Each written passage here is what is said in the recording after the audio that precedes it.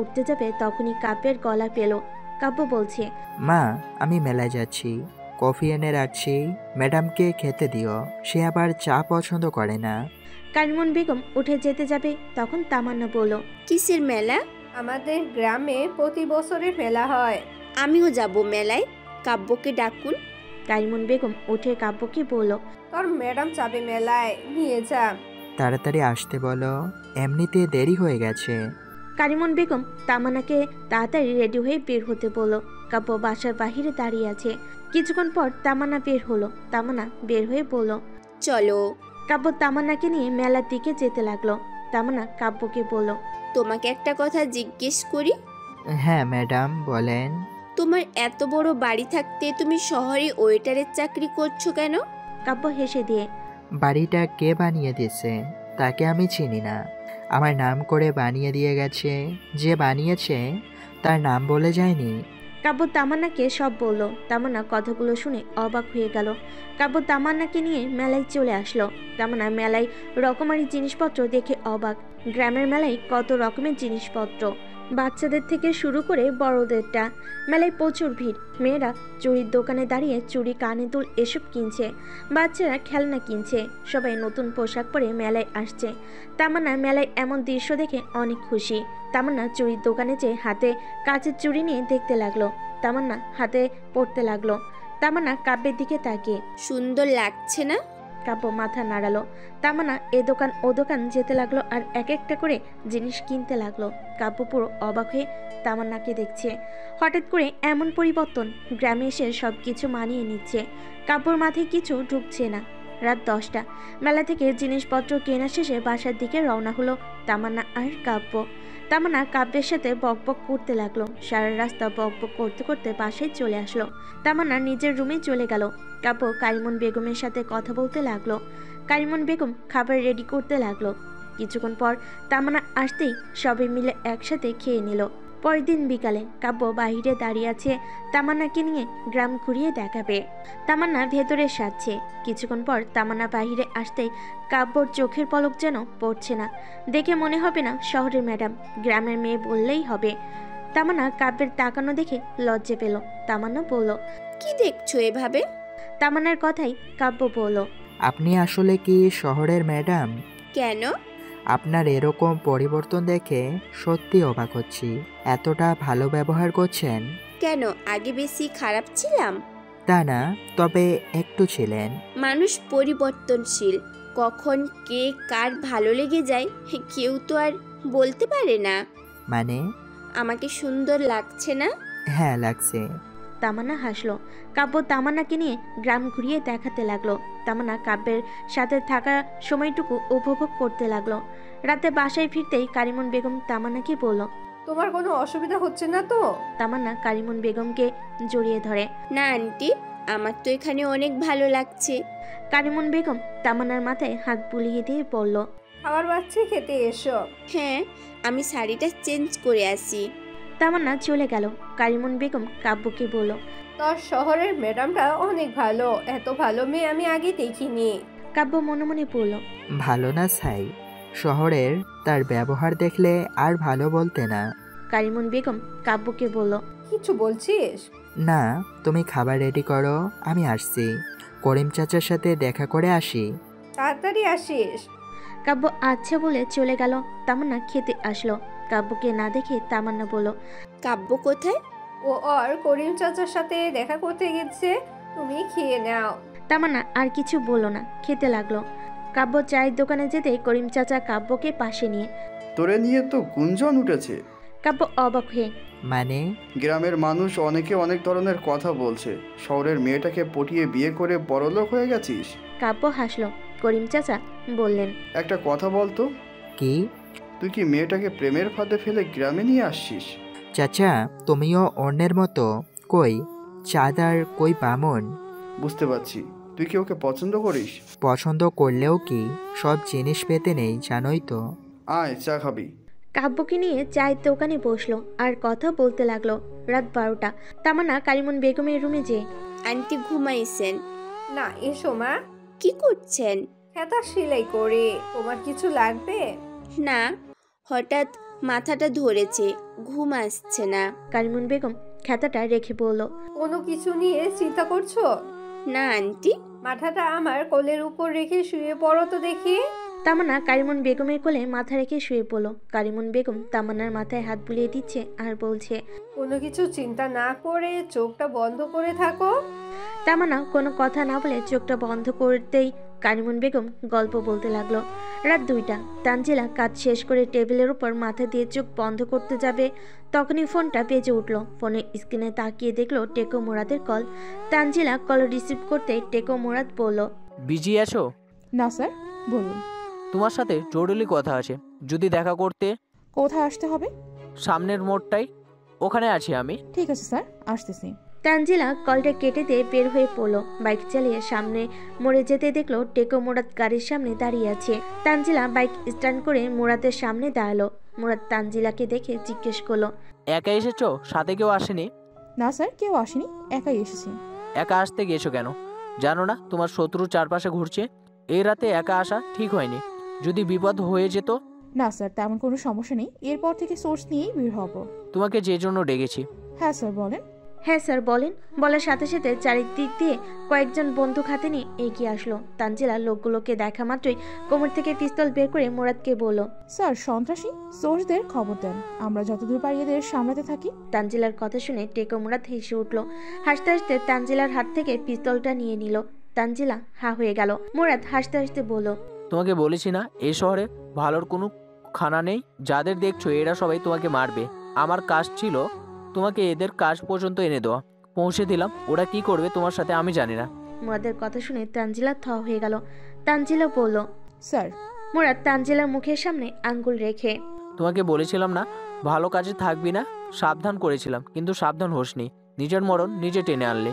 তানজিলা এখানে ফেসে গেছে বুঝতে পেরে মুরাদকে লাথি মেরে পিস্তলটা ছিনিয়ে নিল। মুরাদ কিছুটা দূরে যেয়ে পড়ল। গোল করে ঘিরে ধরা সবাই তানজিলার দিকে বন্দুক তাক করলো। তানজিলা পিস্তল ধরে মাঝখানে ঘুরছে। পিছন থেকে একজন তানজিলার মাথায় আঘাত করলো। তানজিলার হাত থেকে পিস্তলটা পড়ে গেল। মুখ থুবড়ে পড়ল তানজিলা। তানজিলা পিছন ঘুরে আদনানকে দেখে অবাক হয়ে গেল।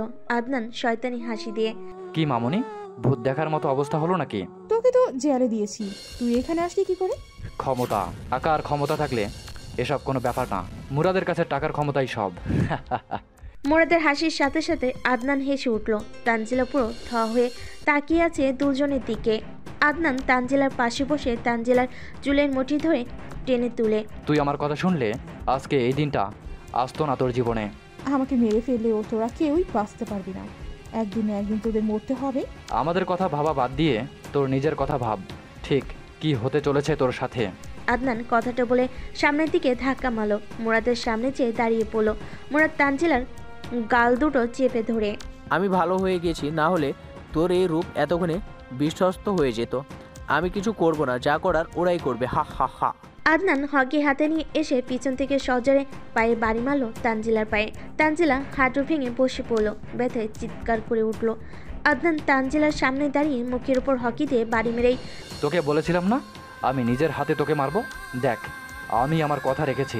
তানজিলার গাল ফেটে রক্ত গড়িয়ে পড়তে লাগলো। তানজিলা হেসে দিয়ে, আমি মরলেও আমার কোনো আফসোস নেই, আমি আমার দায়িত্বে অটুট ছিলাম, এখনও আছি। আমাকে মেরে ফেলার সব তথ্য মুছে ফেলবি? মুছে ফেললেও কোনো কাজ হবে না, ডার্ক হ্যাকার তোর তথ্য ফাঁস করে দিবে। আগে তো তোকে মারি, তারপর ডার্ক হ্যাকারকে। এত সময় নিচ্ছ কেন? তাড়াতাড়ি শেষ করো। আদনান পিছনে ফিরে, ওর প্রতি একটু লোভ হচ্ছে, গাড়ির ভেতরটা যদি। সে তুমি যা ইচ্ছা করো, কিন্তু সময় কম। ওর তেজটা আগে কমাই, তারপর না হয়। মুরাদ গাড়ির সামনে থেকে সরে গেল, দরজা খুলে দিল। আদনান তানজিলার বাহু তোলো। তানজিলা নিজেকে ছাড়তে চেষ্টা করলো, কিন্তু আদনানের শক্তির সাথে পেরে উঠল না। মুরাদ তানজিলাকে টেনে গাড়ির ভিতর নিতেই উচ্চস্বরে একটা বাইক এসে পাশে দাঁড়ালো। বাইক স্ট্যান্ড করে বলল, I am A coming. I am coming. কথাটা শুনে সবাই অবাক হয়ে তাকিয়ে পড়লো। আদনানের লোকজন বন্দুক তাক করে ধরলো। আদনান পিছনে ফিরে, কে তুই? Dark devil. ডাক টেবিল নাম শুনতে আদনান চমকে গেল। মুরাদ নামটা শুনে এগিয়ে এসে বলল, তোকে এতদিন ধরে খুঁজছি, আর তুই কি না আমাদের সামনে ধরা দিলে? তোকে আজ আর কেউ বাঁচাতে পারবে না। আমাদের ঘুম হারাম করেছিস। আমার একটা ইশারায় তোর পুরো শরীর বুলেটে ঝাঁঝরা হয়ে যাবে। ডাক টেবিল উচ্চ স্বরে বলল, তাহলে কর ইশারা। ডাক ডেভিলের কথা শুনে আদনান কিছু বলতে যাবে, তখনই দেখলো লোকগুলো রাস্তার উপর মুখ থুবড়ে পড়ে গেল। ডাক ডেভিল জোরে হেসে উঠল। আদনান তানজিলার হাত ছেড়ে দিল। মুরাদ আর আদনান থ হয়ে গেল। মুরাদ দেরি না করে কোমর থেকে পিস্তল বের করে ডাক ডেভিলের দিকে শুট করতে যাবে, তখনই মুরাদের হাতে এসে গুলি লাগলো। সাথে সাথেই হাত থেকে পিস্তলটা ছিটকে পড়ে গেল। তানজিলা শোয়া অবস্থায় অপলকভাবে তাকিয়ে দেখছে। আদনান ভয়তে কাঁপতে লাগলো। মুরাদ এক হাত দিয়ে আরেক হাত চেপে ধরে। তুই কিন্তু আমাকে চিনিস না, আমি তোকে যে কোনো সময় শেষ করে দিতে পারি। তুই নিজে বেঁচে থাকলে তো আমার কিছু করবি। পাপের রাজ্য পুরে ডুবে গেছিস, এখন বাকি মরা। মুখোশ পরা বন্দুক হাতে অন্ধকার থেকে সবাই আলোর ভেতর এসে দাঁড়ালো। ডাক ডেভিলের লোকগুলো আদনানের পিছে সরতে লাগলো। মুরাদ হা হয়ে তাকিয়ে আছে। ডাক ডেভিল তানজিলার সামনে বসে। আপনি ঠিক আছেন? তানজিলা মাথা নাড়ল। ডাক ডেভিল তানজিলার অবস্থা দেখে তানজিলাকে কোলে তুলে নিয়ে গাড়ির ভেতরে বসিয়ে দিল। তানজিলা ডাক ডেভিলের চোখের দিকে তাকিয়ে আছে। মুখোশ পরে একজন গাড়ির স্টিয়ারিংয়ে বসলো। ডাক ডেভিলের চোখের ইশারা পেয়ে গাড়ি নিয়ে চলে গেল। তানজিলা পিছনে তাকালো। কি ঘটতে চলেছে ওখানে কিছু তো দেখতে পাবে না। কে ডাক ডেভিল? বিপদের সময় এসে বাঁচালো। ডাক ডেভিল আদনান আর টেকো মুরাদের দিকে তাকালো। টেকো মুরাদ বলল, তোর প্রশাসনের যত সাহায্য প্রয়োজন সব আমি ব্যবস্থা করে দিব, আমাকে ছেড়ে দে। তোকে এই বিশ্বের সব থেকে ধনী বানিয়ে দেব। তোর নাম সব জায়গায় পৌঁছে যাবে। তোর নাম শুনতেই সবাই ভয় পাবে। আমি তোকে এমন ব্যবস্থা করে দিব, আমাকে মারিস না। ডাক ডেভিল জোরে জোরে হেসে উঠল। হাসি থামিয়ে বলল, তোরা তো নিজেরাই নিজেদের রক্ষা করতে পারিস না, আমাকে এইটাই কিভাবে বানাবি? আমার কোনো নামের প্রয়োজন নেই। আমি চাই এই শহরে অন্ধকার থেকে আলো নেমে আসুক। শান্তিপ্রিয় শহর গড়ে তুলবো আমি। ডাক ডেভিল বন্দুকের অন্য পাশ দিয়ে টেকো মুরাদের মাথার উপর সজোরে বাড়ি মারল। টেকো মুরাদ বসে পড়ল হাঁটু ভেঙে। ডাক ডেভিল বলল, উফ, এতদিনের টাক মাথায় রক্ততে ভরে গেল। এই টাক মাথা নিয়ে অনেক অন্যায় করেছিস, আজ ঢোল বাজাবো তোর মাথায়।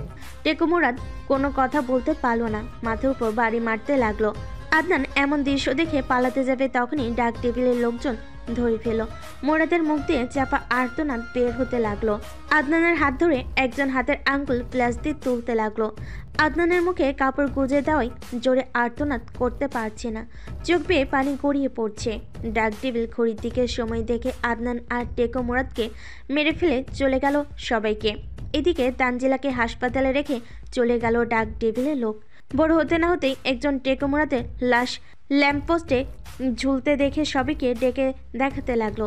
কেউ কেউ মিডিয়াকে, কেউ প্রশাসনকে কল দিয়ে বিষয়টা জানালো। সবাই খবর পেয়ে চলে আসলো। মিডিয়ার লোক টেকো মুরাদের লাশের লাইভ ভিডিও করে নিউজ করতে লাগলো। প্রশাসনের লোকজন চারপাশ দিয়ে ফিতে টানিয়ে দিল। ভেতরে কেউ প্রবেশ করতে পারবে না। প্রশাসনের লোকজন ভালো করে দেখতে লাগলো চারপাশে কোনো ডকুমেন্ট পাওয়া যায় কিনা, কিন্তু কোনো কিছুই পেল না। মুরাদের লাশ নিচে নামিয়ে ছবি তুলতে লাগলো আর দেখে বোঝার চেষ্টা করছে কিভাবে মেরেছে। এদিকে বড় অফিসার তানজিলার খবর পেয়ে হাসপাতালে চলে আসলো। হাসপাতালে এসে তানজিলার থেকে পুরো ঘটনা শুনে অবাক হয়ে গেল। বড় স্যার ডাক ডেভিলের কথা শুনে তানজিলাকে ধমক দিয়ে, আমাকে কল দিবা না, তোমার সাথে ডার্ক ডেভিলের কোনো সম্পর্ক আছে, না হলে তোমাকে না মেরে মুরাদকে মারলো। ডার্ক ডেভিল কোথায় আছে বলবা না কি তোমার বিরুদ্ধে ব্যবস্থা নেব। তোমাকে আমি মারলে নিশ্চয়ই ডার্ক ডেভিল চলে আসবে। ও অনেক বড় ক্ষতি করেছে আমার, ওকে আমি ছাড়বো না। বড় স্যারের কথা শুনে তানজিলা থ হয়ে গেল। তখনই তানজিলা ফোনে একটা মেসেজ আসার শব্দ আসলো। তানজিলা মেসেজ দেখে বড় স্যারকে বলল, স্যার আপনার মেইলটা চেক করেন তো, চমক আছে আপনার জন্য। তানজিলার কথা শুনে বড় স্যার ফোন বের করে মেল চেক করলো। সামনে লেখা তাকে সাসপেন্ড করেছে। তারা টেকো মুরাদের অপকর্মের তথ্য হেড অফিসের হাতে। বড় স্যার এটা দেখে পিস্তল বের করে তানজিলার দিকে তাক করে। ডার্ক ডেভিলকে তো পাবো না, তোকে মেরে তো ডার্ক ডেভিলের প্রতিশোধ নেব। বড় স্যার কথা শেষ করতে না করতে টিগারে চাপ দিল। তানজিলা মাথা চেপে চোখ বন্ধ করে এক চিৎকার। তানজিলা আস্তে আস্তে চোখ খুলতে দেখলো বড় স্যারকে সোর্সরা ধরে হ্যান্ডকাপ পরিয়ে ধরে আছে। একজন সোর্স বলল, ম্যাডাম ভয় নেই, গুলিটা ওপরে যে লাগছে, সময় মতো এসে গুলির লক্ষ্য মিস করেনি। তানজিলা সবাইকে ধন্যবাদ দেয়। বড় স্যার তানজিলাকে বলল, তুই তোর ডার্ক ডেভিল সবাই মরবি, সোর্সরা টানতে টানতে হাত বাঁধা অবস্থায় নিয়ে গেল। তানজিলা বড় স্যারের কথাই গুরুত্ব দিল না। নিউজে টেকো মুরাদ হত্যা খবরে ছড়িয়েছে, শহরে সবাই অনেক খুশি হয়। কয়েকজন মিডিয়ার সামনে দাঁড়িয়ে টেকো মুরাদের অপকর্মের কথা বলতে লাগলো। যারা শহর ছাড়া হয়েছে মুরাদের মৃত্যুর খবর পেয়ে শহরে আসার জন্য হাই উল্লাস করছে। সকাল 10টা। তামান্না ঘুম থেকে উঠে দেখলো রুম ফাঁকা। কারিমন বেগম রুমে ঢুকে, ঘুম ভেঙেছে, এসো নাস্তা করবে। তামান্না কারিমনের মুখের অবস্থা দেখে বলল, আপনি রাতে ঘুমাননি? হ্যাঁ, ঘুমিয়েছি তো। আমার জন্য আপনাকে রাত জাগতে হয়েছে? কি বলো এসব? ঠিক বলছি, রাতে আপনাকে অনেক জ্বালিয়েছি, আর আমি কিনা পড়ে পড়ে ঘুমাচ্ছি। বোকা মেয়ে, ছেলে মেয়ে চোখের সামনে অসুস্থ থাকলে রাত জাগাটা কোনো বিষয় না। এসো নাস্তা করবে। কারিমন বেগম কথাটা বলে রুম থেকে বের হয়ে গেল। তামান্না অপলকভাবে তাকিয়ে রইল। এদিকে তানজিলা মার্ডারের বিবরণ শুনে ভাবতে লাগলো, ডাকডেভিল কিভাবে মারল ওদের, মেরে লাশ ঝুলিয়ে রেখেছে। তাহলে আদনানের লাশ কোথায়? ওর লাশ কেন পাওয়া যায়নি? তানজিলা অনেক কিছু ভাবতে লাগলো। তখনই একজন সোর্স এসে তানজিলাকে বলল, ম্যাডাম, আপনার প্রমোশন হয়েছে। হেড অফিস থেকে এই শহরে নতুন অফিসার রাতেই জয়েন করবে, সেজন্য সবাইকে উপস্থিত থাকতে বলেছে। সোর্স কথা বলে চলে গেল। তানজিলা প্রমোশনের কথা শুনে অবাক। কাব্য বাজার থেকে এসে কারিমন বেগমকে বলল, মা, সন্ধ্যায় গাড়িতে আমি চলে যাব, আজকে ছুটি শেষ। আজকে যাবি? হ্যাঁ মা। আর কয়টা দিন থেকে গেলে হতো না? তোর ম্যাডাম তো আছে, তাকে বলে। বুঝোই তো, অন্যের চাকরি করি, পরের বার বেশি দিন ছুটি নিয়ে আসবো। ম্যাডামকে বলে কাজ হবে না, বড় স্যার শুনলে বকবে। যা ভালো বুঝিস কর। কাব্য আর কিছু না বলে চলে গেল।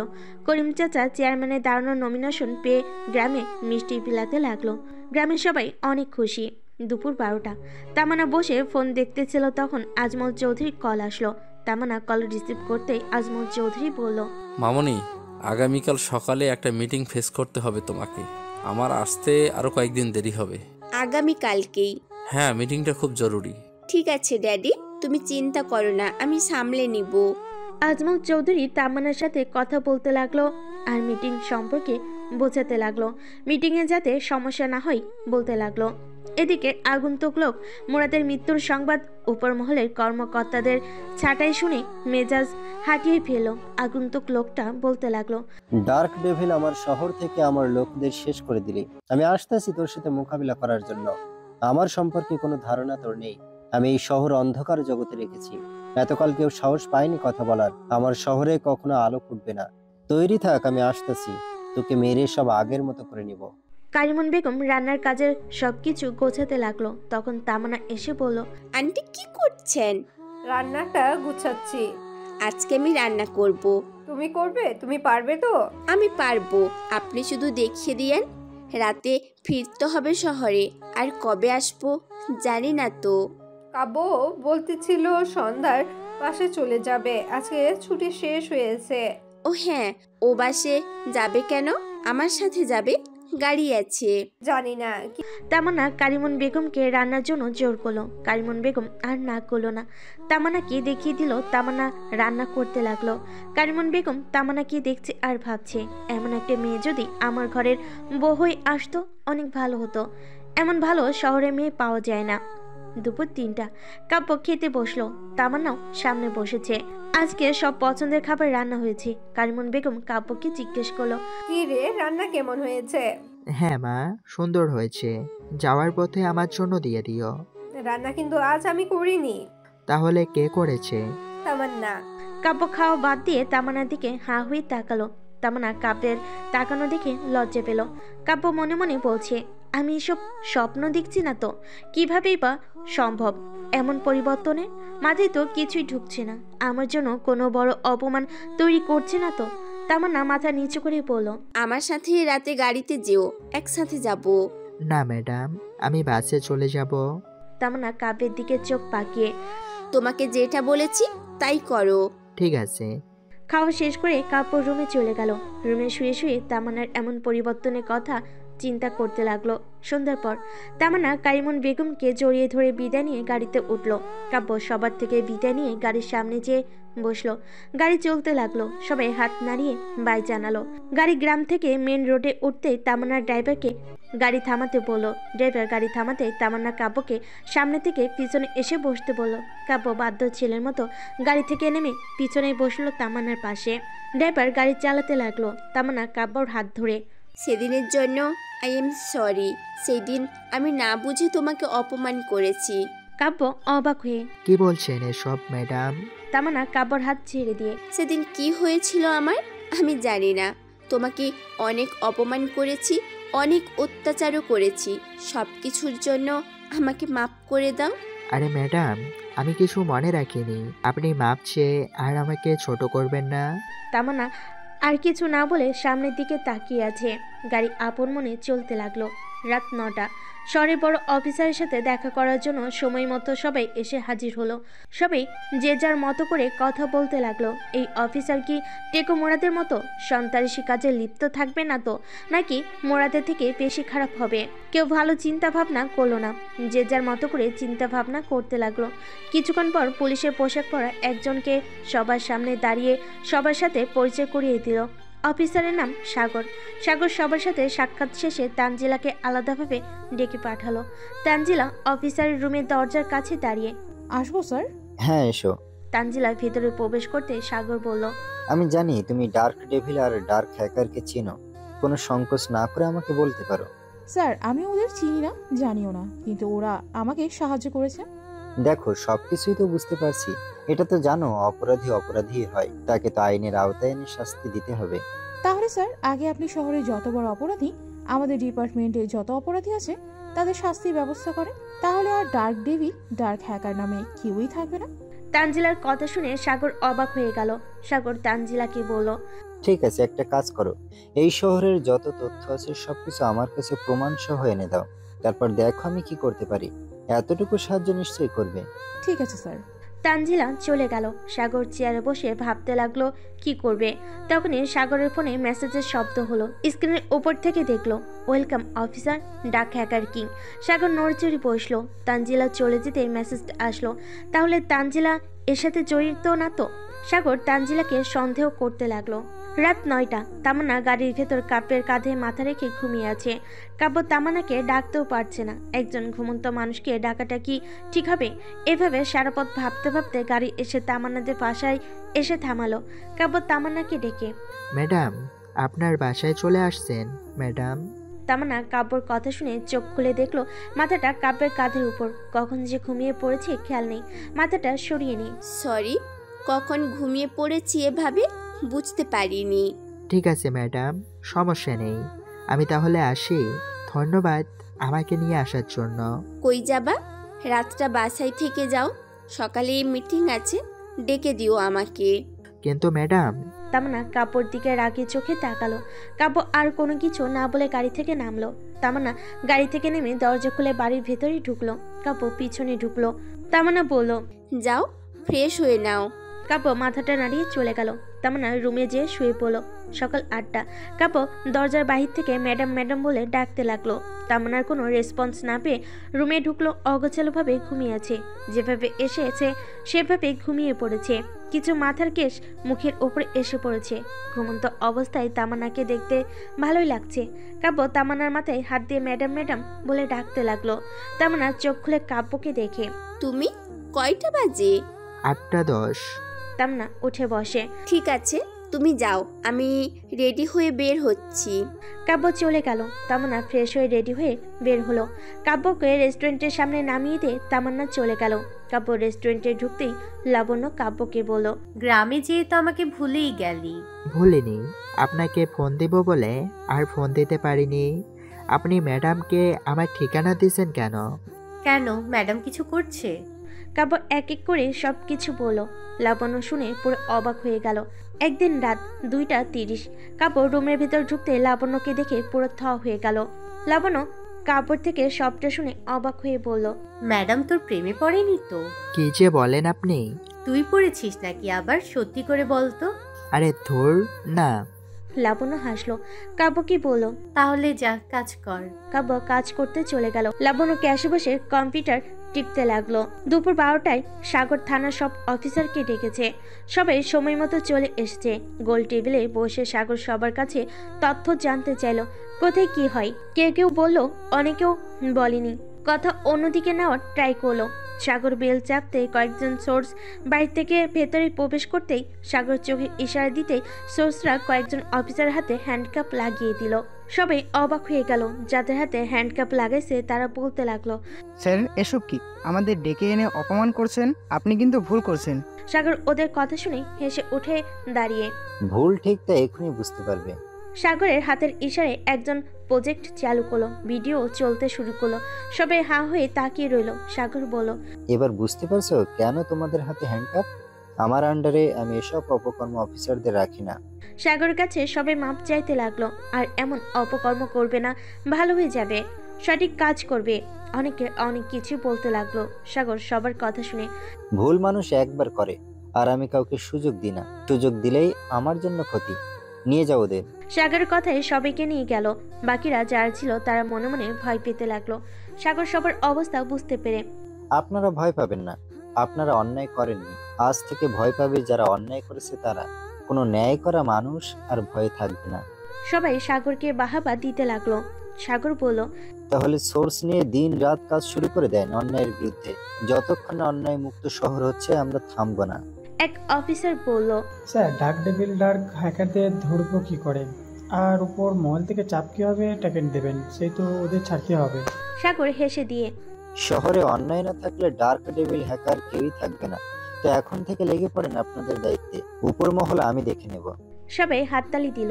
এতদিনে সবাই কোনো সৎ অফিসার পেল অন্যায়ের বিরুদ্ধে কথা বলার। সবাই এতে অনেক খুশি। বিকেল 4:30 তামান্না মন খারাপ করে এসে ক্যাশ কাউন্টারে এসে বসলো। লাবণ্য তামান্নার মন খারাপ দেখে, ম্যাডাম কোনো সমস্যা হয়েছে? ডিলটা ক্যান্সেল করে দিল। কিসের? একটা প্রজেক্টের। ওরা অনেক কিছু ডিমান্ড করে। কি বলছেন? ঘুষ চাইছে ওরা? সাথে আমাকেও এক রাতের জন্য। তামান্নার চোখ বেয়ে পানি গড়িয়ে পড়লো। লাবণ্য অবাক হয়ে গেল, রেগে বলল, কোনো দরকার নেই ওদের মতো পশুদের প্রজেক্টে কাজ করার। মন খারাপ করেন না, ওদের থেকে ভালো কোনো প্রজেক্ট পাবেন। প্রজেক্টের জন্য খারাপ লাগছে না, কিন্তু ওরা আমার সাথে যে কুরুচিপূর্ণ কথা বলেছে এতে ওদের আমি কিছু করতে পারলাম না। ওরা আমার মতো কত মেয়ের সাথে এমন করেছে, বুঝতে পারছো? ওদের শাস্তি পাওয়া উচিত যাতে এমন কাজ না করতে পারে। কে দিবে? ভয় তো কেউ ওদের বিরুদ্ধে মুখ খুলে না। বড় স্যারকে বলেছেন? হ্যাঁ, কোনো প্রয়োজন নেই এই প্রজেক্টের। লাবণ্য তামান্না কথা বলতেছিল, তখনই কাব্য গ্যাসের উপর খাবার রেখে, ম্যাডাম আপনি সারাদিন মনে হয় কিছু খাননি, খেয়ে নিন, আপনার মুখ শুকনো লাগছে। কাব্য কথাটা বলে চলে গেল। তামান্না অবাক হয়ে গেল। লাবণ্য বলল, খেয়ে নিন, আমি তো খেয়ালই করিনি। এখন খেতে ইচ্ছে করছে না। কেউ খেয়াল করে এনে দিল, আপনি ফিরিয়ে দিবেন না। তামান্না লাবণ্যর দিকে চোখ পাকিয়ে তাকালো। লাবণ্য কোনো কিছু না বলে চলে গেল। রাত 12টা। শহরে অলিতে গলিতে প্রশাসনের লোক যে যেখানে পাচ্ছে ছোট বড় সন্ত্রাসীদের সেখান থেকেই তাদের গ্রেপ্তার করছে। কোনো অফারে কাজ হচ্ছে না। সবার মনের ভেতর আতঙ্ক সৃষ্টি হয়ে গেল আন্ডারগ্রাউন্ডের মাফিয়াদের। রাত 1টা। সবগুলো বড় মাথাদের ধরে নিয়ে সাগরের দেওয়া ঠিকানা মতো চলে আসলো। সাগর গাড়ির সাথে হেলান দিয়ে আপন মনে সিগারেট টানছে। এক এক করে গাড়ি এসে থামতে লাগলো। গাড়ি থেকে এক এক করে সবাইকে নামিয়ে সিরিয়াল দিয়ে দাঁড় করালো। তানজিলাও চলে এসেছে। সাগর সবাইকে জিজ্ঞেস করলো এখানে যাদের নিয়ে আসা হয়েছে তারা গডফাদার কিনা। সাগরের উত্তরে সবাই বলল। সাগর সবাইকে সরে দাঁড়াতে বলল। সবাই সরে দাঁড়ালো। সাগর গডফাদারদের দিকে তাকিয়ে, শহরে অনেক অরাজকতা চালিয়েছিস তোরা, তোদের দেখার মতো কেউ ছিল না। এখন আমি এসেছি তোদের দেখভাল করতে। সাগর কথাটা বলে পিস্তল বের করে একজনকে গুলি করলো। গুলিটা কপাল ভেদ করে চলে গেল। একজন মাটিতে লুটিয়ে পড়লো। সাথে সাথেই গুলির শব্দে জায়গাটা ভারী হয়ে উঠলো। সবার মৃতদেহ মাটিতে লুটিয়ে পড়লো। তানজিলা সহ সবাই ধা হয়ে দাঁড়িয়ে রইল। সাগর তানজিলার সামনে দাঁড়িয়ে, সবে তো শুরু, খুঁজে খুঁজে বড় মাথাদের মেরে ফেললে আর কেউ অন্যায় করার সাহস পাবে না। তাই বলে স্যার এইভাবে সরাসরি কি জবাব দিবেন? এদের বাঁচিয়ে রাখলে জেলের ভেতর থেকে তদবির চালাবে, উপর মহল থেকে চাপ আসবে, ওদের আবার হুমকি শুনতে হবে। আমার এত ঝামেলা পছন্দ না। সহজ পথে কাজ শেষ করে দিলাম, আর প্যারা নেই। তানজিলা সহ সবাই অবাক। সাগর গাড়িতে উঠে একজন সোর্সকে ডেকে বলল। কি হয়েছে এখানে? সোর্স প্রতি উত্তরে বলল, স্যার, এদের নিয়ে যাওয়ার পথে সন্ত্রাসীরা হামলা চালায়। নিজেদের রক্ষা করার জন্য ওদের সাথে বন্দুক যুদ্ধে জড়িয়ে পড়ি। ওরা ঘটনাস্থলে মারা গেছে। সোর্সের কথা শুনে সাগর বাহাপা দিল। গাড়ি চলে গেল। তানজিলা সহ সবাই কথা বলতে লাগলো। এতদিন রাগে অফিসারকে পেয়েছে এই শহরে, ক্রাইম বলতেই কিছুই থাকবে না। মিডিয়া লোক ঘটনাস্থলে আসতেই সোর্সরা একই কথা বলল। সেইভাবে নিউজ করতে লাগলো। সকাল 7টা, জঙ্গলের ভিতর কয়েকটা লাশ গাছের সাথে ঝুলছে। সাগর খবর পেয়ে ঘটনাস্থলে গেল। মিডিয়া লোকও এসেছে। সাগর তানজিলাকে বলল, কার কাজ হতে পারে এটা? মারার পদ্ধতি দেখে তো মনে হচ্ছে ডার্ক ডেভিল মেরেছে। শহরের সব জায়গায় আমরা এত কড়া অভিযান চালালাম, আমাদের সামনে ডার্ক ডেভিল পড়লো না, অথচ এদিকে কয়েকটা খুন করে চলে গেল, টেরই পেলাম না। এরা কারা ছিল এটা জানতে পারলে বিষয়টা সহজ হয়ে যাবে। ঠিক বলেছ, ডার্ক ডেভিলকে আমি ধরে ছাড়বো। ডার্ক ডেভিলের সন্ত্রাসী কর্মকাণ্ড নিউজে চলতে লাগলো। সকাল 10টা, তামান্না অফিসে যাওয়ার জন্য বের হবে বাসা থেকে, তখনই ফোনটা বেজে উঠল। তামান্না কল রিসিভ করতেই ও পাশ থেকে খুশির খবর পেয়েছে। গতকালে ক্যান্সেল করা প্রজেক্ট আজকে পেয়ে গেল। তামান্না খবর পেয়ে খুশিতে লাফিয়ে উঠল। খুশির খবর আজমল চৌধুরীকে দিতেই আজমল চৌধুরী তামান্নাকে নিউজ দেখাতে বলল। তামান্না টিভি অন করে নিউজে ব্যক্তিদের চেহারা দেখে হাও হয়ে গেল। গতকাল যারা কুরুচি কথা বলেছিল তাদের কেউ বেঁচে নেই। তামান্না হাও হয়ে গেল। তামান্না আজমল চৌধুরীকে বলল, ড্যাডি, এটা কিভাবে সম্ভব হলো? আমি তো কিছুই জানি না। আমাদের প্রজেক্টটা দেওয়ার জন্য কল দিয়েছে, আর যা হয়েছে তার জন্য মাপ চেয়েছে। তামান্না খুশিতে আজমল চৌধুরীর সাথে কথা বলতে লাগলো। এদিকে সাগরের কথা মতো যাদের এনকাউন্টার করে মেরে ফেলেছে সব নিউজ সব জায়গায় ছড়িয়ে গেল। শহরে ছোট বড় মাস্তানদের মাথায় হাত পড়ে গেল। সবাই উপর মহলের সবার সাথে বৈঠকের আয়োজন করলো সন্ধ্যায়। কিভাবে এই অফিসারকে এখান থেকে সরানো যায়। এদিকে ডার্ক ডেভিল আর ডার্ক হ্যাকার কিং এর আতঙ্ক, অন্যদিকে নতুন করে অফিসারের আতঙ্ক। সাগর তানজিলা থেকে সঠিক তথ্য সংগ্রহ করে নিজের অভিযান চালাতে লাগলো। সেখানে কাউকে ছাড় দিচ্ছে না। অপরাধী প্রশাসনের কেউ হলো তাকেও ছেড়ে দিচ্ছে না। এভাবে দেখতে দেখতে অনেকদিন কেটে গেল। নিউজে পত্রিকায় সব জায়গাতে অফিসার সাগর আর টিমদের প্রশংসায় পঞ্চমুখ হয়ে গেল। সব জায়গায় নাম ছড়িয়ে পড়ল। শহরের আধা থেকে আলোর দেখা পেল। শহরের মানুষ এখন সবসময় নির্ভয়ে চলাফেরা করতে পারছে। শহরের এমন উন্নতি দেখে আগন্তুক লোক খেপে গেল। তার লোকেদের মেরে তার সব প্ল্যান নষ্ট করে দিয়েছে। অফিসারকেও ছাড়বে না বলে প্রতিজ্ঞা করলো যে কোনো মূল্যে ওদের জীবন নিয়ে নিবে। এদিকে গ্রামে করিম চাচা ভোটে জিতে চেয়ারম্যান হয়ে কাব্যকে জানালো। কাব্য করিম চাচাকে বলল, তাহলে চেয়ারম্যান চাচা, আপনার অঙ্গীকার আপনি রাখেন। অভিনন্দন চাচা আপনাকে। ভাতিজা, তুইও আমাকে লজ্জা দিতে ছাড়লি না। শুধু দেখতে থাক গ্রামের রূপ কিভাবে বদলে যায়। এই জন্যই তো তোমাকে চেয়ারম্যানে দাঁড় করিয়ে দিছি, যাতে কেউ আর বিচারবিহীন না থাকুক, সবার সেবা করতে পারো। করিম চাচা কাব্যর সাথে কথা বলতে লাগলো। তামান্না কাব্যর প্রেমে হাবুডুবু খাচ্ছে, কিন্তু তা প্রকাশ করতে পারেনি এখনো। কাব্য তামান্নার বিষয়টা বুঝতে পেরে তামান্নাকে অবহেলা করে চলতে লাগলো। তামান্নাও কম জেদি না। অবহেলা বুঝতে পেরে কাব্যকে সামনে বসিয়ে রাখে, সহজে চোখের আড়াল হতে দেয় না। লাবণ্য বুঝতে পেরেও না বোঝার ভান করে থাকতো। এভাবে কেটে গেল বেশ কিছুদিন। একদিন রাত 2:30, কাব্য রুমে ঢুকতেই পুরো থ হয়ে দাঁড়িয়ে রইল লাবণ্যকে দেখে। লাবণ্য কাব্যর দিকে রাগীভাবে তাকিয়ে, কে তুই একটা সন্ত্রাসী। এতদিন শহরে যত খুন খারাপি হয়েছে সব তুই করেছিস। কাব্য লাবণ্যর কথায় আমতা আমতা করতে লাগলো। লাবণ্য কাব্যর আমতা আমতা দেখে, দেখ, তোর গায়ের পোশাকটা কিন্তু ডার্ক ডেভিলের। আমার কাছে তুই ধরা পড়ে গেছিস, কোনো কিছু লুকাবি না। বল, কে তুই? কাব্য লাবণ্যর কথা শুনে লাবণ্য একটু জোরে সোরে বলল, হ্যাঁ, আমি ডার্ক ডেভিল, আমি ডার্ক হ্যাকার কিং। এতদিন শহরে যা ঘটেছে সব আমার ইশারায় হয়েছে। কাব্যর কথা শুনে লাবণ্য থরথর করে কাঁপতে লাগলো আর হা হয়ে, তাহলে সেদিন বাড়ির ভেতর থেকে তুই আমাকে বাঁচিয়েছিলি? হ্যাঁ। কাব্য লাবণ্যকে এক এক করে সব কথা বলল। লাবণ্য পুরো থ হয়ে গেল। লাবণ্য বলল, তুই একটা খুনি, সন্ত্রাসী। আমি পুলিশকে সব বলে দিব। তোর ছদ্মবেশ আমি সবার সামনে খুলে দিব। আমি কিনা তোর মতো খুনিকে আমার বাসায় থাকতে দিয়েছি? আমাকে না জানি সবার মতো খুন করিস, আমি সবাইকে বলে দিব, সবাইকে জানিয়ে দিব। লাবণ্য কাব্যকে অনেক কিছু বলতে লাগলো। কাব্য লাবণ্যর কথাগুলো মাথা নিচু করে শুনতে লাগলো। কাব্য কোনো কিছুই বলছে না। লাবণ্যর কথা শেষ হতেই না হতেই কাব্য বলল, আপনি যদি মনে করেন আমি শাস্তি পাওয়ার যোগ্য, তাহলে পুলিশকে ইনফর্ম করেন। আমার কোনো সমস্যা নেই, আর না আপনাদের কোনো ক্ষতি করব। লাবণ্য আর কোনো কিছু না বলে নিচে চলে গেল। কাব্য রুমে ঢুকে কম্পিউটার আর রুমের সবকিছু এলোমেলো। কাব্য ভাবতে লাগলো লাবণ্য সব সত্যটা বলে দিবে না তো। লাবণ্য নিজের রুমে এসে দরজা বন্ধ করে দিয়ে ভাবতে লাগলো, কল্পনা করতে পারছে না এরকম সহজ সরল ছেলের ভিতর এমন ভয়ঙ্কর রূপ। লাবণ্য অনেক কিছুই ভাবতে লাগলো। সকাল 9টা। লাবণ্য ছাদে উঠে কাব্যের রুমে দরজা ধাক্কিয়ে কাব্যকে ডাকতে লাগলো। কাব্য দরজা খুলতে লাবণ্য বলল, কয়টা বাজে? রেস্টুরেন্টে যাওয়া লাগবে না? কাব্য অবাক হয়ে, মানে আপনি না সবাইকে আমার আসল পরিচয় বলে দিবেন?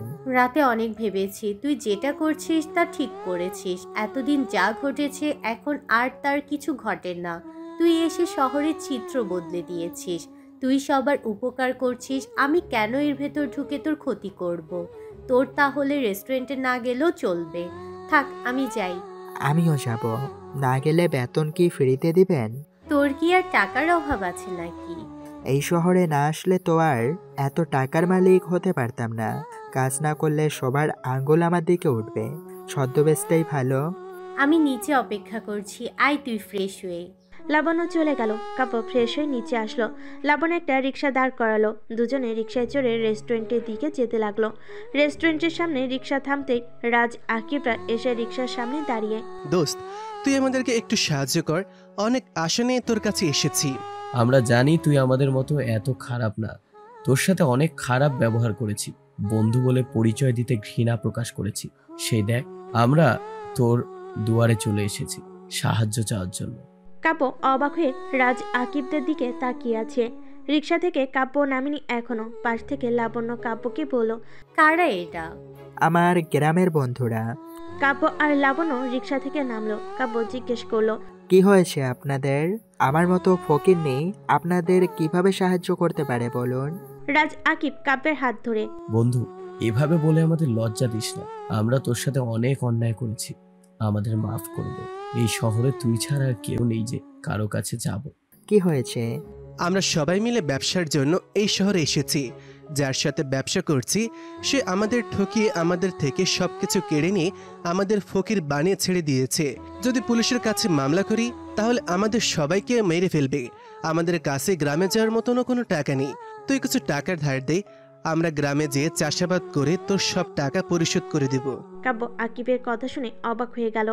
লাবণ্য কাব্যের হাত ধরে টেনে পাশে নিয়ে যেয়ে, এদের উপকার একটাই করতে পারবি, ওদের টাকা দিয়ে গ্রামে পাঠাই দেওয়া। যে ঠকিয়েছে ওদের, ওকে কিছু বললে তোর এই বন্ধুরা জেনে যাবে, সন্দেহের তীর তোর দিকে উঠবে। এদের আমি সুবিধা মনে করি না। কাব্য লাবণ্যর কথা বুঝতে পারলো। লাবণ্য চলে গেল। কাব্য ওদের সামনে দাঁড়িয়ে, চল উপরে, তোরা তো কিছু খাসনি মনে হয়। খাবি? তারপর দেখি একটা ব্যবস্থা করতে পারি কিনা। সবার মুখে হাসি ফুটে উঠলো। কাব্যর সাথে সবাই রেস্টুরেন্টের ভিতর ঢুকলো। সবাইকে বসতে বললো। কাব্য সবাইকে খাবার দিল। সবাই খেতে লাগলো। তানজিলা আর সাগর রেস্টুরেন্টের ভিতর ঢুকলো। পুলিশের পোশাক পরা অবস্থা। লাবণ্য দুজনকে সালাম দিল। ভেতরে বসতে বলল। সাগর আর তানজিলা ভেতরে বসলো। লাবণ্য কাব্যকে মেনু কার্ড নিয়ে যেতে বলল। কাব্য মেনু কার্ড নিয়ে সাগর আর তানজিলার সামনে রাখলো। কাব্য দুজনকে দেখে, স্যার আপনাদের দুজনের অনেক সুনাম। কি ভাগ্য আমার, আপনাদের দেখতে পেলাম। বলেন স্যার, কি খাবেন? কাব্যর কথা শুনে সাগর আর তানজিলা কাব্যর দিকে তাকালো। সাগর বলল, তুমি আমাদের চিনো? কেন চিনব না? আপনাদের তো প্রতিদিন টিভি নিউজে দেখি সুপার হিরোর মতো অন্যায়কারীদের যেভাবে শাস্তি দিচ্ছেন। তানজিলা সাগর হাসলো। সাগর বলল, ঠিক আছে, এই খাবারগুলো নিয়ে এসো। একদিন রাত 12টা। কাব্য রাস্তা দিয়ে হেঁটে যাচ্ছে। তখনই পিছন থেকে কেউ এসে কাব্যের মাথায় বাড়ি মারল। কাব্য রাস্তার উপর লুটিয়ে পড়ল। লাবণ্য কাব্যের সামনে দাঁড়িয়ে কাব্যকে বলল, তাদের সাথে তোর এত কথা বলার কি আছে? তোকে যদি সন্দেহ করতো, তোর মতিগতি আমি বুঝতেছি না। কাব্য মুচকি হেসে, আপনি ভয় পাবেন না, কিছুই হবে না। সন্দেহ করে কোনো কিছু করতে পারবে না। কাব্য কথাটা বলে চলে গেল। খাবার নিয়ে এসে তানজিলা আর সাগরের সামনে রাখলো। তারপর রাজদের কাছে গেল। কাব্য রাজদের বলল, তোরা চাইলে পুলিশের সাহায্য নিতে পারিস, ওনারা খুব ভালো পুলিশ। ন্যায়ের পথে কাজ করে। আবিদ থতমত খেয়ে না, আমার গ্রামে যেতে পারলেই হবে। ঠিক আছে। কাব্য চলে আসলো ওদের সামনে থেকে। কাব্যের ফোনে কল আসলো। কাব্য ফোন রিসিভ করে ওপাশ থেকে রাজেদের অপকর্মের কথা শুনে মুচকি হাসলো। ফোনটা রেখে দিল। কাব্য মনে মনে বলছে, ওদের সুযোগ দিব নাকি পুলিশের কাছে ধরিয়ে দেব? ওরা ওদের ভুল বুঝতে পারছে, তাহলে একটা সুযোগ দিয়ে দেখি, ভালো হয়ে যায় যদি। কাব্য ভাবতে লাগলো কথাগুলো। রাজের খাওয়া শেষ করে এসে কাব্যের সামনে দাঁড়ালো। লাবণ্য পাশ দিয়ে কাব্যের হাতে টাকা দিল। কাব্য টাকাগুলো নিয়ে রাজের হাতে দিয়ে, জীবনে ভালো কিছু করার চেষ্টা করিস, ভালো কিছু পাবি। তোর এই ঋণ কখনো শোধ করতে পারবো না। অনেক বড় উপকার করলি, আর কখনো খারাপ কাজ করব না আমরা কেউ। কাব্য ওদের সাথে রেস্টুরেন্টের বাইরে এসে ওদের বিদায় দিল। কাব্য রেস্টুরেন্টের ভিতর ঢুকলো। সাগর বিল দিয়ে তানজিলাকে নিয়ে বের হয়ে গেল। লাবণ্য কাব্যকে বলল, তোমার বন্ধুদের পুলিশের সহায়তা নিতে বলতে, পাশ থেকে তুমি সহায়তা করতে। কাব্য হেসে, ওরা নিজেরাই ফেঁসে যেত। কাব্যের কথা শুনে লাবণ্য অবাক হয়ে গেল। কাব্য চলে গেল অর্ডার নিতে ভেতরে। কিছুক্ষণ পর তামান্নার রেস্টুরেন্টের ভিতর ঢুকে কাব্যকে ডাকলো। কাব্য আসতেই কাব্যকে বলল, চলো আমার সাথে। কোথায় ম্যাডাম? যেখানে মন চাই চলো। তামান্না লাবণ্যকে এদিকটা সামলাতে বলে কাব্যকে নিয়ে চলে গেল। লাবণ্য মনে মনে বলল, আজ কোনো অঘটন না ঘটে যায়। তামান্না কাব্যকে নিয়ে একটা পার্কের ভেতর আসলো। কাব্য জিজ্ঞেস করলো, ম্যাডাম পার্কে কেন এসেছেন? এত কথা বলো কেন তুমি? হ্যাঁ, আমি যেখানে এসেছি সেখানেই যাবে, থাকবে, কোনো কথা বলবা না। Sorry madam. এত ভালো স্বাস্থ্য হবে না, ওকে? তামান্না কাব্যকে নিয়ে সামনে কিছুটা দূরে হাঁটলো। হঠাৎ করে কাব্যের দু হাত ধরে সামনে দাঁড়িয়ে পড়লো। কাব্য অবাক হয়ে গেল। তামান্না হাত দুটো ধরে কাব্যের চোখের দিকে তাকিয়ে, আমি জানি না তোমার ভেতর এমন কি শক্তি আছে আমাকে এভাবে ঘায়েল করে ফেললো। যত দিন যাচ্ছে ততই আমি তোমার প্রতি দুর্বল হয়ে পড়ছি। আমার তুমি ছাড়া কোনো কিছুই ভালো লাগে না, সময় কাটতেই চায় না। কাব্য, আমি তোমাকে সত্যি অনেক ভালোবেসে ফেলেছি। আমার মনের কথা না বলা পর্যন্ত আমার কোনো কিছুতেই শান্তি মিলছে না। মনের কথা আর ধরে রাখতে পারলাম না, দম যেন বন্ধ হয়ে আসছে। কাব্য তামান্নার কথায় হা হয়ে তামান্নার চোখে চোখ রাখলো। কিছু একটা ভেবে কাব্য তামান্নার হাত চিটকে ছাড়িয়ে দিয়ে, আপনি কি পাগল হয়েছেন? কি বলছেন বুঝতে পারছেন? আমি কে আর আপনি কে? এটা কখনো সম্ভব না। আমি চাকরি ছেড়ে দেব। দিন দিন আপনার ছেলে মানুষই বেড়ে যাচ্ছে, দরকার নেই আপনার চাকরির। কাব্য কথাটা বলে চলে গেল। তামান্না থ হয়ে কাব্যের চলে যাও দেখছে। নিজের অজান্তে চোখ বেয়ে পানি পড়তে লাগলো। রাত 8টা। সাগর গোপন তথ্যের মাধ্যমে সোর্স দিয়ে অভিযান চালিয়ে কয়েকটা ট্রাক জব্দ করলো। ট্রাকের ভিতর সব আগ্নেয় অস্ত্রে ভরপুর। শহরে বিশৃঙ্খলা সৃষ্টির জন্য এসব আনা হয়েছে। সাগর অস্ত্রের ট্রাকে উঠে ড্রাইভারের মাথায় পিস্তল ঠেকে, নিয়ে চল আমাকে, যেখানে চালান পৌঁছে দিবি। ড্রাইভার ভয়তে গাড়ি চালাতে লাগলো। শহরে এক কোণে একটা গুদাম ঘরের সামনে এসে থামলো। ট্রাক দেখে একজন এগিয়ে এসে তার লোকেদের বলল অস্ত্রগুলো নামাতে। যখনই তার লোকজন ট্রাকের কাছে যে তেরপল উঁচু করলো, তখনই দেখলো সব পুলিশের সোর্স ওদের দিকে বন্দুক তাক করে আছে। সবাই পিছনের দিকে সরতে লাগলো। সাগর ট্রাক থেকে নেমে লোকটার দিকে পিস্তল তাক করে, তোর সাথে সময় নষ্ট করে আমার কোনো কাজ নেই। আমি জানি তোকে মেরে ফেললেও তুই স্বীকার করবি না এই চালান কে পাঠিয়েছে। এর থেকে তুই মরে যা। সাগর কথাটা শেষ করতে না করতে গুলি চালিয়ে দিল। লোকটার কপাল ভেদ করে চলে গেল। লোকটা মাটিতে লুটিয়ে পড়লো। সাগর সবাইকে ধরে বেঁধে নিয়ে যেতে লাগলো। সাগর ট্রাক নিয়ে চলে গেল। সোর্সরা সবাইকে দড়িতে বেঁধে গাড়িতে উঠিয়ে নিয়ে চলে গেল। মিডিয়ার লোকজন এটা নিয়ে নিউজ করলো। নিউজটাও উপর মহল পর্যন্ত পৌঁছে গেল। অপকর্মের সাথে যারা জড়িত তাদের অসুবিধা হয়ে গেল। সাগরকে অনেক গালি পর্যন্ত দিতে লাগলো। লাবণ্য নিউজ দেখে কাব্যকে বলল, অফিসার সাগর কি করেছে জানো তো? হ্যাঁ, সব কিছুই জানি। নিউজে যেটা হয়েছে ওই তথ্য আমি দিয়েছিলাম। লাবণ্য অবাক হয়ে, তুমি জেনে কেন পুলিশকে বললে? প্রশাসনের লোক কত দূর করতে পারে সেটা দেখতেছি। না পারে আমি তো আছি, সব ঠিক করে দিব। লাবণ্য কাব্যের কথায় চুপ হয়ে গেল, আর কিছু বলল না। এভাবে চলতে লাগলো বেশ কিছুদিন। লাবণ্য খেয়াল করেছে কাব্যকে সেদিন নিয়ে যাওয়ার পর থেকে তামান্না রেস্টুরেন্টে আসে না। Phone switch off.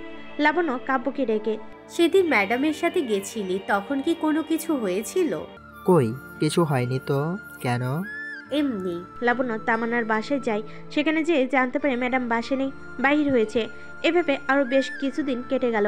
লাবণ্য কাব্যের কাছে রোজ রোজ তামান্নার কথা জিজ্ঞেস করে সেদিন কোনো ঝামেলা হয়েছিল কিনা, কাব্য কিছু করেছে না তো। লাবণ্য কাব্যকে এমন অনেক প্রশ্ন করতে লাগলো। কাব্য প্রতি কথার উত্তর দিতে অতিষ্ঠ। লাবণ্য টেনশনে পড়ে গেল। কাব্য তামান্নার কোনো ক্ষতি করেনি তো। লাবণ্যর বিভিন্ন রকম সন্দেহ হতে লাগলো। রাত 1টা। কাব্য ওয়াল টপকিয়ে তামান্নাদের বাসার ভেতর ঢুকলো। কেউ টের পেল না। কাব্য তামান্নার রুমের ভেতর ঢুকেই তামান্না বলল, কে? কাব্য সাথে সাথে লাইটটা জ্বালালো। তামান্নাকে দেখে অবাক হয়ে গেল। ভূত দেখার মতো অবস্থা। তামান্নার চেহারার দিকে তাকানোর মতো অবস্থা নেই। তামান্না কাব্যকে দেখে, তুমি কিভাবে ঢুকলে আমার রুমে? দারোয়ানকে তো বলেছি আমি বাসায় নেই। দারোয়ানের চোখ ফাঁকি দিয়ে এসেছি। আপনার এই কি অবস্থা করছেন? আমার শরীর, আমি যা ইচ্ছি তাই করব।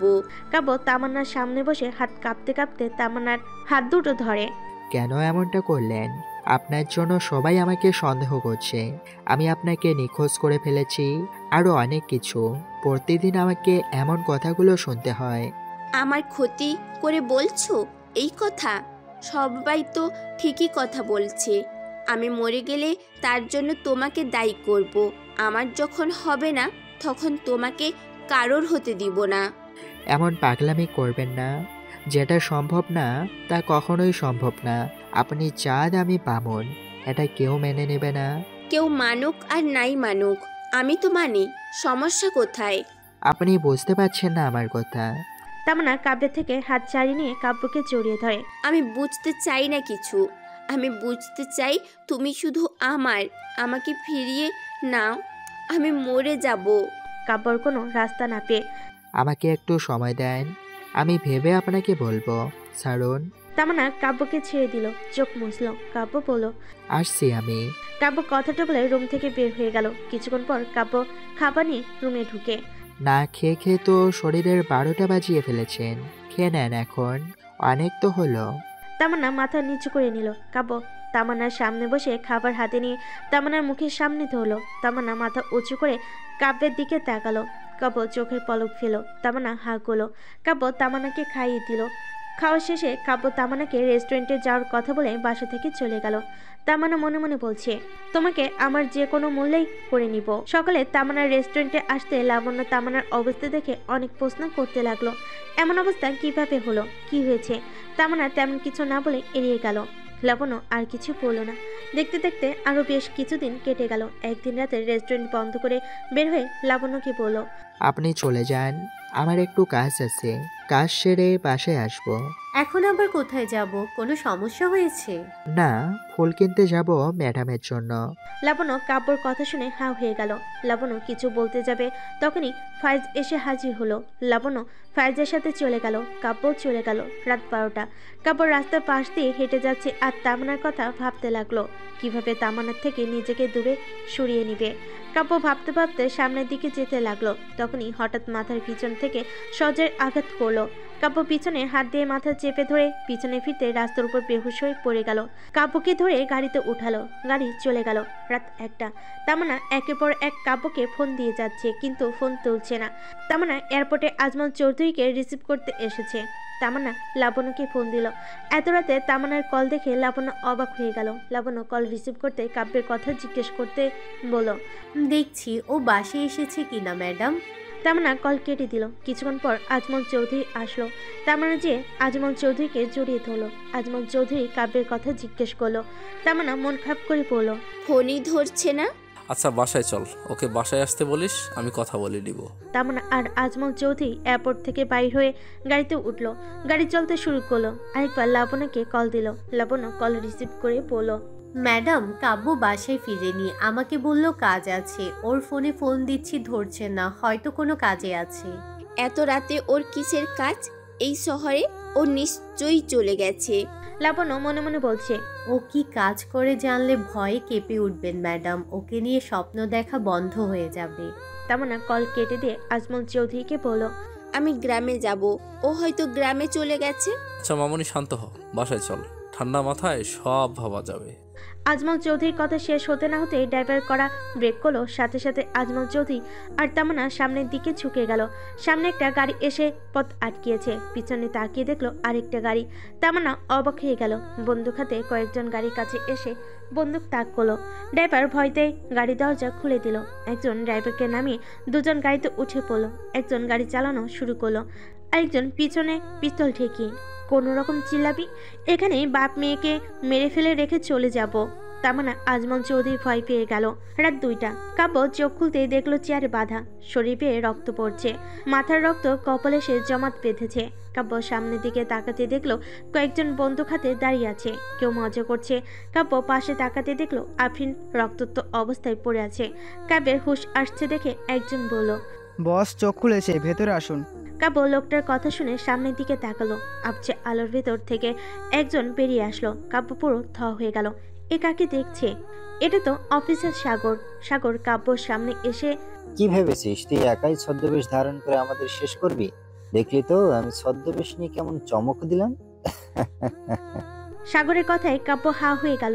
কাব্য বলল, তুই যাদের মেরেছিস তারা তো তারই লোক ছিল। সাগর হেসে দিয়ে, হ্যাঁ ছিল। ওরা আমাকে চিনতো, ওরা মূর্খ, কোনো কাজের না। আমার নামও বলে দিত, তাই তো কোনো প্রমাণ রাখিনি। আমার সাজানো গোছানো সবকিছু তুই ধ্বংস করে ফেলেছিস। তোকে মেরে আমি আবারও সাজাবো এই শহর আমার মতো করে, কেউ কোনো কথা বলার সাহস পাবে না। কাব্য অবাক হয়ে চেয়ে রইল সাগরের দিকে। সাগর কাব্যের বাম গালে খুশি মারে। কাব্য ডান দিকে মুখ ঘুরতেই দেখলো তামান্না আর আজমল চৌধুরীকে পিস্তল ঠেকিয়ে টেনে নিয়ে আসছে। সাগর ওদের দেখে, স্বাগতম আজমল চৌধুরী। আজমল চৌধুরী আর তামান্না সাগরকে দেখে অবাক হয়ে গেল। তামান্না কাব্যকে বাঁধা অবস্থায় রক্তাক্ত দেখে ছুটে কাব্যের দিকে চলে গেল। আজমল চৌধুরী বলল, অফিসার, আমাদের কেন ধরে নিয়ে এসেছেন? তোদের মারার জন্য। আমার সাজানো গোছানো সব প্ল্যান তোরা বাপ মেয়ে মিলে এই কিটকে পুষে সব শেষ করে দিয়েছিস। তোদের কাউকে আমি ছাড়বো না। আজমল চৌধুরী অবাক হয়ে, কি বলছেন আপনি এসব? এমন ভাব করছিস যেন কিছুই জানিস না। কি ভেবেছিস ওয়েটারকে চিনতে পারবো না? Dark devil, dark hacker king নাম ব্যবহার করে ওয়েটারকে ছদ্মবেশে রাখবি, কেউ বুঝবে না। অনেক কষ্ট হিসাব মিলিয়েছি। আপনি কার কথা বলছেন? আমি কিছুই বুঝতে পারছি না। সাগর কাব্যর পিছনে যেয়ে কাব্যের চুল মোট করে টেনে ধরে, একে চিনতে পারছিস না? তোরা বাপ মেয়ে একে শহরে নিয়ে এসে আমার প্ল্যান, আমার লোকদের মেরে ফেলেছিস।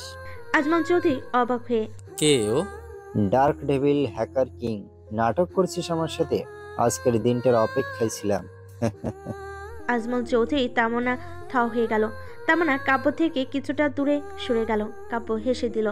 আজমল চৌধুরী বলল, কি সব বলছেন? ও সামান্য ওয়েটার, আপনার ভুল হচ্ছে। সাগর ধমক দিয়ে, চুপ, একদম চুপ। তোদের শেষ করতে পারলেই আমার শান্তি। সাগর ইশারায় আজমল চৌধুরীকে ধরে চেয়ারের সাথে বাঁধলো। সাগর এসে তামান্নার চুলের মুঠি ধরে, কি মামনি, ওয়েটারকে দিয়ে আমার লোকেদের মেরেছো, এখন তোমার যে অবস্থা করব। ওকে ছেড়ে দে, ওর সাথে তোর কোনো সমস্যা নেই। যা সমস্যা আমার সাথে। ওরা জানে আমি এসব করেছি। ওকে ছেড়ে দে। সাগর তামান্নার চুলের মুঠি ধর অবস্থায় ধাক্কা মারল। তামান্না কিছুটা দূরে যে দেওয়ালের সাথে মাথায় বাড়ি খেয়ে বেহুশ হয়ে পড়ে গেল। কবল বেয়ে রক্ত পড়ছে। কাব্য হুঙ্কার দিয়ে, সাগর তুই ভুল করছিস, তোর মরণ চলে এসেছে। সাগর কাব্যের কাছে যেয়ে কাব্যকে মারতে লাগলো আর বলতে লাগলো, তোর মরণ আমার হাতে, তুই কি করবি? গ্রামে আমার লোকজন গেছে তোর মাকে শেষ করে দিতে। আমি সব কিছু করেছি, তার জন্য কেন তুই অন্যদের শাস্তি দিবি? আমাকে মেরে ফেল, আর কারোর ক্ষতি করিস না। সাগর জোরে হেসে ওঠে, তোকে মারবো, সাথে সবাইকে। তারপর ধ্বংস করবে এই শহর। অন্ধকারপুরী হবে এই শহর, কেউ বাঁচবে না। সাগরের নাম শুনে থরথর করে কাঁপবে সবাই। সাগর কথাগুলো বলছে আর মারছে। আফরিন কোনো রকম চোখ মেলে, ওকে মেরো না, ছেড়ে দাও। কাব্য, আমাকে মাফ করে দিও, আমি পারিনি তোমাকে রক্ষা করতে। একজন আফরিনের চুলের মুঠি ধরে দাঁড় করালো। হকি দিয়ে সাগর আফরিনের মুখের উপর সজোরে বাড়ি মারে। আফরিন মুখ থুবড়ে পড়ে যায়। কাব্যের গলা দিয়ে যেন স্বর বের হচ্ছে না। সাগর অট্ট হাসিতে ফেটে পড়ল। সাগর ওর লোকেদের বলল, তোরা দাঁড়িয়ে দাঁড়িয়ে কি দেখছিস? ওর থেকে সৈন্য আপ্যায়ন কর, আমি ডার্ক ডেভিলকে আপ্যায়ন করি। সাগরের কথায় সাগরের লোকজন আজমল চৌধুরীর কাছে যেয়ে জোর করে স্টাম্পে সই নিতে লাগলো। সাগরের ফোন বেজে উঠল। সাগর ফোন রিসিভ করতে ওপাশ থেকে, বস শেষ করে দিয়েছি কাবের মাকে। সাগর জোরে হেসে উঠল। কাব্য কথাটা শোনা মাত্র নিজের সর্বোচ্চ দিয়ে ছটফট করতে লাগলো। সাগর কাব্যের মাথায় পিস্তল ঠেকিয়ে। শান্ত হ। এতদিন আমাদের অশান্ত রেখেছিস, তোদের সবাইকে মারলে ও মনের কষ্ট দূর হবে না। আমার আধিপত্য বাঁচিয়ে রাখতে তোকে যে মারতে হবে। সাগর পিস্তলের ট্রিগারে চাপ দিতে যাবে তখনই পিছন থেকে কেউ বলে উঠল, কিরে কালা, ধামাকা এখনো বাকি আছে। কালা নামটা শুনতে সাগর থমকে যায়, পিছনে তাকিয়ে হা হয়ে যায়। আনন্দ, তুই তুই এখনো কিভাবে বেঁচে আছিস? তোকে তো সেদিন রাতে আমার লোকেরা। হ্যাঁ, তবে মরেনি। আনন্দ থেকে আজ আমি এমডি। তোকে অনেক খুঁজছি, তোকে আজ পেয়ে গেলাম। চিনেই যখন ফেলেছিস ছদ্মবেশে থেকে কি করব? তোকেও পেয়ে গেলাম, নিজে হতে মারবো তোকে। আজ আমার অনেক খুশি লাগছে। সাগর কথাটা বলে নিজের মুখ থেকে মুখোশটা খুলে ফেলে। সবাই হা হয়ে গেল। সাগর বলল, এই মার ওকে। সাগরের লোকজন এমডির দিকে এগিয়ে গেল। পিছন থেকে দু হাতে দুটি বন্দুক নিয়ে গুলি করতে সামনে এগিয়ে আসছে। কাব্য হা হয়ে গেল। এটা কাকে দেখছে? এটা তো লাবণ্য। লাবণ্য কবে বন্দুক চালানো শিখলো? লাবণ্য সামনের দিকে এগোচ্ছে আর গুলি করছে। সাগর পিছনের দিকে যেয়ে লুকালো। লাবণ্য কাব্যের সামনে দাঁড়িয়ে। ধামাকাটা কেমন ছিল? কাব্য মাথা নাড়ল। এমডি এগিয়ে আসলো। সাগর তার লোকেদের গুলি চালাতে বলল, কিন্তু কেউ সাগরের কথা শুনলো না। সাগর অবাক হয়ে গেল। সাগরের দিকে কয়েকটা বন্দুকের নল ঠেকলো। সাগর হা হয়ে গেল। এমডি বলল, কিরে কালা, কেমন দিলাম? তোর সব লোককে আমার দলে কিনে নিয়েছি, পালাবি কোথায়? তোকে মারলেই শহরে শান্তি ফিরবে। এতদিনে আসল কিডরে খুঁজে পেয়েছি। লাবণ্য যে সাগরের হাত থেকে পিস্তল নিয়ে কলার টেনে ধরে নিয়ে এমডির সামনে দাঁড় করলো। এমডি কাব্যের দিকে তাকে, তুই কি ভেবেছিস তোকে আমি চিনব না? তুই আমাকে সেই দিন রাতে বাঁচিয়েছিলি। হসপিটালে সিসিটিভি ফুটেজ দেখে তোকে শনাক্ত করি, তারপর তোর উপর নজর রাখি। তোর গ্রামে তোর করিম চাচার সাথে কথা বলে জানতে পারি তুই ওখানকার এক চাঁদাবাজকে ভোর রাতে মেরে নদীতে ভাসিয়ে রেখেছিস। তোর ব্রেন অনেক ভালো, তোকে আমি ভর্তি করাই। তুই আমার প্রতিটা বিপদে আমাকে রক্ষা করেছিস, ক্ষতির হাত থেকে উদ্ধার করেছিস। আমি তোর কাছে ধরা দিইনি। আজ তোর বিপদ তোর পাশে না থাকলে হয়। এই সুযোগ কি আসবে আমার? তুই একা সবাইকে রক্ষা করবি, একাই হিরো হবি। তোরে রক্ষা করতে চলে এলাম। কাব্য হাসলো। আজমল চৌধুরী হা হয়ে শুনছে সব। লাবণ্য কাব্যের বাঁধন খুলে দিল। কাব্য উঠে দাঁড়াতেই যে পড়ে গেল। লাবণ্য ধরল। কাব্য বলল, ওদেরকে হাসপাতালে নাও। এমডি লোকজন তামান্না, আফরিন, আজমল চৌধুরীকে নিয়ে চলে গেল। এমডি হকি হাতে নিয়ে সাগরকে পিটাতে শুরু করলো। সাগর বাঁচার জন্য এমডির পা জড়িয়ে ধরে। আমাকে মারিস না, তুই যা চাস সব দেবো, আমাকে ছেড়ে দে। এমডি পা ছিটকে মারল। সাগর কিছুটা দূরে সরে গেল। এমডি সাগরকে সজোরে বাড়ি মারতে লাগলো আর বলল, তোর জন্য এই শহর অন্ধকার নগরীতে পরিপূর্ণ ছিল। তোকে ক্ষমা করি কিভাবে? এমডি লোকজন সাগরকে মারতে লাগলো। লাবণ্য কাব্যের অবস্থা দেখে কাব্যকে নিয়ে বাইর হয়ে গাড়িতে উঠিয়ে নিয়ে চলে গেল। এমডি সাগরকে মেরে ঝুলিয়ে রেখে লোকজন নিয়ে চলে গেল। তানজিলা খবর পেয়ে ঘটনাস্থলে চলে আসলো। মিডিয়া লোকজন নিউজ করতে লাগলো। তানজিলা সোর্সদের মরণদেহগুলো গাড়িতে ওঠাতে বলল। তানজিলার ফোনে মেসেজ আসার শব্দ হলো। ফোনটা বের করে দেখলো ডাক হ্যাকার কিং ভিডিও পাঠিয়েছে। ভিডিও চালু করে দেখে পুরো অবাক হয়ে গেল। তাহলে অফিসার সাগরই ছিল ত্রাস। তার কথা এতদিন সবকিছু ঘটেছে, শহরটাকে ওর আন্ডার করে রেখেছিল। না জানি আর কোথায় এমন অপরাধ চালিয়েছে। তানজিলা মিডিয়ার সামনে দাঁড়িয়ে ধীরে ধীরে সবকিছু বলতে লাগলো। আস্তে আস্তে করে সব খোলাসা করে দিল। ডার্ক ডেভিলকে ধরার প্রসঙ্গে প্রশ্ন করলে তানজিলা বলল, অন্যায় থাকবে না যেখানে ডার্ক ডেভিল থাকবে না, অন্যায় যেখানে ডার্ক ডেভিলই সেখানে। আমরা তদন্ত করে ডার্ক ডেভিলকে খুঁজে বের করে আইনের আয়তায় নিয়ে আসবো। তানজিলা গাড়িতে উঠে চলে গেল। মিডিয়ার লোকজন যে যার মতো নিউজ করতে লাগলো। সকাল 11টা। তামান্নার জ্ঞান ফিরতে দেখলো আজমল চৌধুরী পাশে বসে আছে। তামান্না উঠে, বাবা, কাব্যের কিছু হয়নি তো? ও ঠিক আছে তো? ওই লোক যা বলেছে সব মিথ্যে। কাব্য অনেক ভালো, ও এমন কাজ করতেই পারে না। কাব্য কোথায়? আমি কাব্যের কাছে যাব। শান্ত হ মা। বলো বাবা, কাব্য কোথায়? ও ভালো আছে তো? ওর কিছু হয়নি তো বাবা?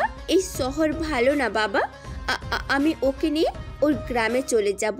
এই শহরে আর আসবো না, গ্রামেই ভালো। তামান্নার কথা শেষ না হতে তানজিলা বেডের ভেতর ঢুকে। কাব্য ভালো আছে, পাশে বেডে আছে। তামান্না উঠে পাশে বেডে গেল। কাব্য চোখ বন্ধ করে আছে, শরীরে ব্যান্ডেজ, পাশে এমডি বসা। তামান্না বলল, ও চোখ বন্ধ করে আছে কেন? কাব্য, এই কাব্য, চোখ খোলো। তোমাকে এই শহরে থাকতে হবে না। আমরা গ্রামে চলে যাব। তামান্না কেঁদে দিল। এমডি তামান্নাকে শান্ত হতে বলল। কিছুক্ষণ পর কাব্য চোখ হলো। এমডি কাপের হাত চেপে ধরলো। কাপের চোখ বেয়ে পানি ঝরছে। এমডি বলল, কাঁদছিস কেন তুই? কাব্য কষ্টে আশ্বস্ত করে বলল, মা। কাব্য চোখটা বন্ধ করে নিল। তোর মায়ের কিচ্ছু হয়নি, ওরা সব আমার লোক ছিল, ভালো আছে, তোর জন্য বাসায় অপেক্ষা করছি। কাব্য চোখ খুলো। এমডি ফোন বের করে ভিডিও দেখালো। কাব্যর চোখে মুখে হাসি ফুটে উঠল। তামান্না এসে কাব্যের চোখের পানি মুছে দিয়ে, তুমি অনেক খারাপ, তুমি মিথ্যের দোষ কেন মাথায় নিলে বলো? ওই লোকগুলো অনেক খারাপ। আমরা আর শহরে থাকবো না, গ্রামে চলে যাব। ভালো না শহর? তোমাদের যাওয়ার সব ব্যবস্থা করে রেখেছি, বুঝেছো? তোমরা গ্রামেই থাকবে। আমার কোম্পানির 40% শেয়ার কাব্যের নামে করে দিয়েছি। কাব্য তামান্না অবাক হয়ে গেল। এমডি উঠে আজমল চৌধুরীর সাথে কথা বলে তামান্না কাব্যের সাথে বিয়ে দিতে রাজি করায়। আজমল চৌধুরী আর না করলো না। বিকাল 4টা, সবাই গাড়িতে উঠে রওনা দিল। মাঝ রাস্তায় আসতেই ড্রাইভার কড়া ব্রেক করলো। সবাই সামনের দিকে ঝুঁকে পড়লো। সামনে পুলিশের গাড়ি। কাব্য ঘাবড়ে যায়। তানজিলা গাড়ি থেকে নেমে এসে কাব্যের গাড়ির দরজায় গ্লাসে টোকা দেয়। গ্লাস খুলে যায়। তানজিলা কাব্যর দিকে তাকিয়ে, যখন প্রয়োজন পড়বে তখন ডেকে নিব, এসে সাহায্য করলেই হবে, না করলে কিন্তু সোজা লকাবে। ডার্ক ডেভিল হ্যাকার কি? তানজিলার কথাই কাব্য হা হয়ে গেল। তানজিলা হেসে দিয়ে সরে দাঁড়িয়ে যেতে বলল। গাড়ি সব চলে গেল। তানজিলা মনে মনে বলল, অপরাধের জগতে আগে থেকেই তোমাকে শনাক্ত করেছি। আমাদের হাত পা বাঁধা ছিল। তুমি স্বাধীনভাবে শহরটাকে রক্ষা করলে তো তুমি আইনের চোখে এখনো অপরাধী। রাত 12টা। কাব্য গ্রামের বাড়িতে চলে আসলো। বাড়ির চারপাশে লাইটিং করা। বাসার লোকজনের আনাগোনা আগে থেকে যেন সব করে রেখেছে। কাব্যর তামান্নাকে কারিমুন বেগম বরণ করে নিল। রাতের ভেতর দুজনেই হলুদ বিয়ে সম্পূর্ণ হলো। বাসঘরে দুজনকে দিয়ে সবাই চলে গেল। সবাই অনেক খুশি। কাব্যের বুকের উপর তামান্না মাথা রেখে, তুমি ডার্ক ডেভিল আর যাই হও না কেন, তুমি আমার ওয়েটার বয় হয়ে থাকবে। কোনো রকম ধমকি দিতে পারবে না, তাহলে কিন্তু তোমাকে চাকরি থেকে বের করে দিব। তুমি শুধু আমার ওয়েটার বয়, আমার।